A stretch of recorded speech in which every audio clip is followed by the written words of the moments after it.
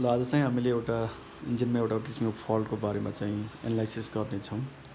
यो चाहिँ तपाईँको यस्तो पिस्टन छ, यो पिस्टन यस्तो खालको स्कोरिङ भइरहेछ, स्कफिङ भइरहेछ भनौँ न, यस्तो छ।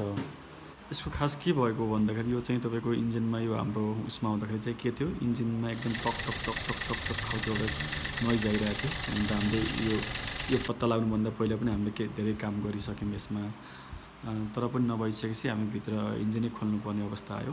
त्यसपछि हामी चाहिँ यो इन्जिन खोल्यौँ। खोलिसकेपछि यस्तो खालको सिनारियो देखियो, जस्तै एक नम्बर पिस्टनमा चाहिँ यतापट्टिको साइड मात्रै यस्तो धँसिएको छ। हेर्नुहोस् है, यतापट्टि केही छैन, नर्मल छ। यो पिस्टन पनि त्यसकै हो, त्यो यसमा नै नर्मल छ। यो मात्रै यस्तै धँसिरहेको छ। यो किन धँसिएको होला त? अब यसको बारेमा केही एनालाइसिस गरौँ।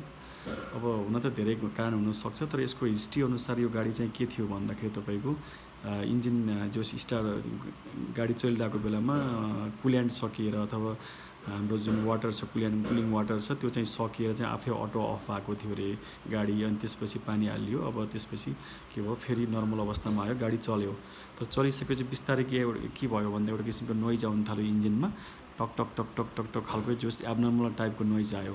नोइज आइसकेपछि हामी जोस पछि यो डायग्नोसिस गर्ने क्रममा अथवा हेर्दै जाने क्रममा चाहिँ यस्तो खालको फल्ट देखियो एउटा पिस्टनमा, एक नम्बर पिस्टनमा भनौँ न। अब कारण के होला त? अब यो एक नम्बर पिस्टन मात्रै किन जल्यो त? अरू त केही भएको थिएन, एउटा मात्रै किन जल्यो त भन्ने कुरामा चाहिँ डिस्कस गरौँ है त।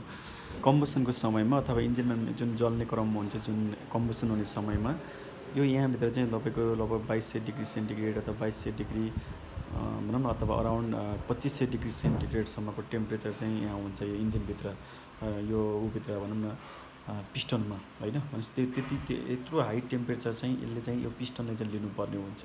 त्यो हिट चाहिँ अब पिस्टनबाट चाहिँ कसरी डिसिपेट हुन्छ त भने, एउटा चाहिँ के गर्नुपर्छ, यो पिस्टनले चाहिँ किन पिस्टन र सिलिन्डर वाल बिचमा त क्लियरेन्स हुन्छ, त्यसले गर्दाखेरि पिस्टनले डाइरेक्ट चाहिँ सिलिन्डर वाललाई दिँदैन। त्यो चाहिँ हिट चाहिँ के गर्छ, यो हाम्रो जुन रिङ छ, पिस्टन रिङ छ, रिङको थ्रु चाहिँ सिलिन्डर वालमा जान्छ र सिलिन्डर वालको थ्रु चाहिँ कुलिङ सिस्टमसँग डिसिपेट हुन्छ अथवा कन्ट्याक्टमा भएर चाहिँ त्यो चाहिँ अब रिलिज हुने भयो। एउटा कुरा चाहिँ भनेपछि त्यो त्यति हाई टेम्परेचरमा चाहिँ यो पिस्टन चाहिँ त्यही पनि एकचोटि होइन, पटक पटक होइन। भनेपछि त्यो हिटलाई चाहिँ यदि हामीले डिसिपेट गर्न सकेन, घटाउन सकेन भने यो पिस्टन के हुन्छ, सिज भइदिन्छ, यस्तो स्कोरिङ स्कफिङ हुन्छ होइन। यस्तो यस्तो खालको प्रब्लम हुन्छ। त्यसैले यसलाई अर्को तरिकाले, अर्को टेक्निकबाट चाहिँ डिसिपेट गरिरहेको छ त्यो हिटलाई। पिस्टनको यो क्राउन भयो, पिस्टनको भित्रपट्टि हेऱ्यो भने यस्तो भित्रपट्टि एउटा पल छ होइन। हो यो पलबाट यताबाट घुमेर यसको इन्टरनल्ली चाहिँ यतापट्टि नै अर्को पल छ भनेको मतलब यी दुईवटा पलको चाहिँ के छ, एकअर्कासँग कनेक्टेड छन्। विशेष गरी एकदम हाई स्पिडमा चल्ने अथवा थर्मल इफिसियन्सी एकदम हाई भइरहेको जुन गाडीहरूमा छ, त्यसमा चाहिँ के छ भने चाहिँ यस्तो खालको कुलिङ जेट, पिस्टन कुलिङ जेटहरू राखिदिएको हुन्छ। यसबाट चाहिँ त्यसमा चाहिँ इन्जिन ग्यालरीबाट चाहिँ डाइरेक्ट के हुन्छ भन्दाखेरि यहाँबाट चाहिँ इन्जिन ओइल आउँछ र त्यो ओइल चाहिँ प्रेसरको साथ चाहिँ हाम्रो यो पलभित्र चाहिँ स्प्रे गर्छ र एकदम प्रेसराइज फ्लुइड हो है। यो प्रेसराइज फ्लुइडले चाहिँ के गर्छ, यो पलमा इन्जेक्ट गर्छ। अब यहाँबाट स्प्रे गर्छ एकदम प्रेसरको साथ, र त्यो ओइल चाहिँ यताबाट चाहिँ के हो, भित्र चाहिँ सर्कुलेट भएर चाहिँ आइलसम्मतर्फ चाहिँ झर्दछ, आइलसम्म झर्ने भयो, ड्रेन हुने भयो होइन। त्यही समयमा चाहिँ के हुन्छ भने त्यो ओइलले चाहिँ के गर्छ, यो पिस्टन हेडमा भएको जुन हिट छ, त्यो पिस्टनमा जुन हिट जेनेरेट भएको थियो त्यो हिटलाई चाहिँ के छ, अब्जर्भ गर्छ, भनेको सोच्छ होइन।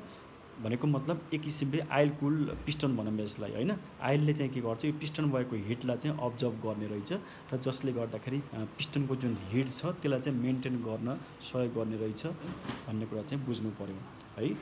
त्यसैले यसको काम चाहिँ के हुने भयो, एउटा मेन काम चाहिँ पिस्टनलाई कुल गर्ने भयो। अर्को चाहिँ के हुन्छ, यही फ्लुइडले चाहिँ तपाईँको यो गजन पिन छ, यो जुन पिस्टन पिन पनि भन्छ यसमा, यो जुन यो कनेक्टिङ रडको चाहिँ स्मल इन्डमा छ, यसलाई पनि के गर्छ, यसले लुब्रिकेसन गर्ने काम गर्छ, यसलाई पनि लुब्रिकेसन गर्ने काम गर्छ। त्यसैले यसको चाहिँ एकदम इम्पोर्टेन्ट छ। अब यदि हाम्रो यो यसमा के समस्या हुनसक्छ, हामीले सबै के गर्छौँ भने इन्जिन ओभरअलको क्रममा चाहिँ यो सबै चेन्ज गर्दा एकदम बेटर हुन्छ है। यदि हामीले चेन्ज गरेनौँ भने चाहिँ पटक पटक चल्दाखेरि यसको स्प्रिङ यहाँ अनरै टाइपको भल्भ हुन्छ, यहाँ यो स्प्रिङ चाहिँ के हुनसक्छ, यो लुज भएको भएर हाम्रो प्रेसर ड्रप भइदिन्छ। यदि यो स्प्रिङले काम गर्न छोड्यो भने चाहिँ यसमा दुईवटा फल्ट हुनसक्छ। एउटा चाहिँ यो कन्सटेन्टली ब्लक हुनसक्छ, अथवा तपाईँको कति पनि स्प्रे नगर्ने टाइपको भनौँ न, फ्लुइड नै इन्जिन ओइल स्प्रे गर्नै सकेन, ब्लक भइदियो भने पनि तपाईँको के हुन्छ, पिस्टनहरू हिट हुन सक्ने भयो। यो गजन पिनमा लुब्रिकेसन हुन पाउने भएन र एउटा पिस्टन हिट भएर यस्तो खालको स्कफिङ हुने भयो। अर्को चाहिँ कन्स्टेन्टली ओपन हुनसक्छ, किनकि यस एउटा स्प्रिङ लोडेड भल्भ हुन्छ। यसले 3-4 बारसम्मको प्रेसर चाहिँ के गर्नुपर्छ, होल्ड गर्नुपर्छ।